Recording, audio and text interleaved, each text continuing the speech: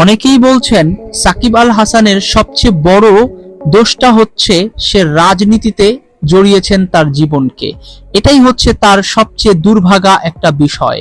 এবং অনেকেই মনে করছেন সাকিব আল হাসান যদি যুক্তরাষ্ট্রে চলে যান তাহলে তিনি আর খেলাধুলায় তেমন একটা মনোযোগী হবেন না এবং যুক্তরাষ্ট্রে তিনি খুবই আনন্দে খুবই ভালোভাবে তার পরিবারকে নিয়ে সুখে জীবনযাপন করবেন। এখন চলুন জানি বাংলাদেশের প্রথম আলো কি বলছে। এবং প্রথম আলোর একটা রিপোর্টে সাকিব আল হাসানের পুরো বিবৃতিটি দেওয়া হয়েছে, সেই বিবৃতিটি এখন আপনাদেরকে পড়ে শোনাচ্ছি। টাইটেলটা ছিল এমন, ভারত থেকে যুক্তরাষ্ট্রে যাবেন সাকিব, বাংলাদেশে কি আসবেন? এমন একটা টাইটেল দিয়ে শুরু করেছিল তাদের নিউজ। চলুন নিউজটা একটু দেখি কি লিখেছেন। বাংলাদেশ ক্রিকেট দল ভারতে অবস্থান করবে অক্টোবরের দ্বিতীয় সপ্তাহ পর্যন্ত। টি-20 সিরিজের তৃতীয় সফরে শেষ ম্যাচ শুরু হতে যাচ্ছে 12 অক্টোবর।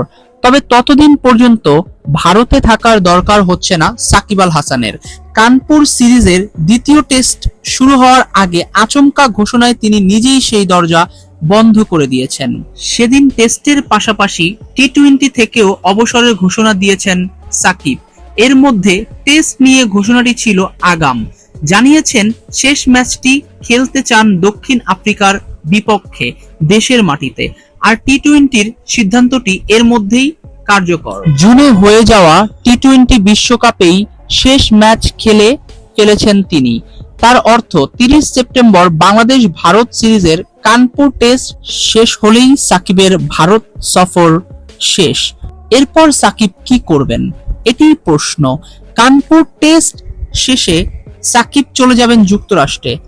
সাকিব আগস্টের মাঝামাঝি সেখান থেকেই পাকিস্তানের বিরুদ্ধে যে ম্যাচটি হয়েছিল সে 2 টেস্টের ম্যাচটি তিনি খেলেছিলেন। এরপর যুক্তরাজ্যে কাউন্টি চ্যাম্পিয়নশিপে এক ম্যাচ খেলে চলে আসেন ভারতে।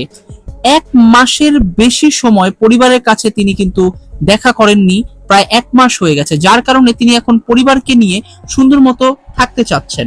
দেশের রাজনীতিতে জড়ানো নিয়ে অনেকের অনেক রকমের মতামত রয়েছে, অনেকে অনেক রকমের আপনাদের চিন্তা চেতনা এবং আপনাদের যে মতামতগুলো রয়েছে সেগুলো আপনারা বলেছেন। সাকিব আল হাসানকে নিয়ে যে শুধু সমালোচনা হয়েছে, নেতিবাচক সমালোচনা হয়েছে তা নয়, তাকে নিয়ে কিন্তু এখন ইতিবাচক সমালোচনা অনেকেই করছেন। অনেকেই ধারণা করছেন সাকিব আল হাসান হচ্ছে বাংলাদেশের একজন অলরাউন্ডার, পুরো বিশ্বের মধ্যে তিনি একজন অলরাউন্ডার। এরকম সাকিব আসতে কয়েক যুগ পেরিয়ে যাবে। শেষ পর্যন্ত যদি দক্ষিণ আফ্রিকা বাংলাদেশ সফরে আসে এবং সেই ম্যাচে যদি সাকিব আল হাসানকে আমরা না পাই তাহলে কিন্তু এটা বাংলাদেশের জন্য খুবই খুবই খারাপ একটা অবস্থার শিকার বাংলাদেশ দল হতে পারে। সাদা পোশাক আর লাল বলের ক্রিকেটে সাকিবের শেষটা তাহলে কিভাবে হতে চলেছে? বৃষ্টি বিঘ্নিত কানপুর টেস্ট দিয়েই শেষ হবে, নাকি বিদায় বলার সুযোগ পাবেন ঘরের মাঠে? এটি এখন দেখার বিষয়।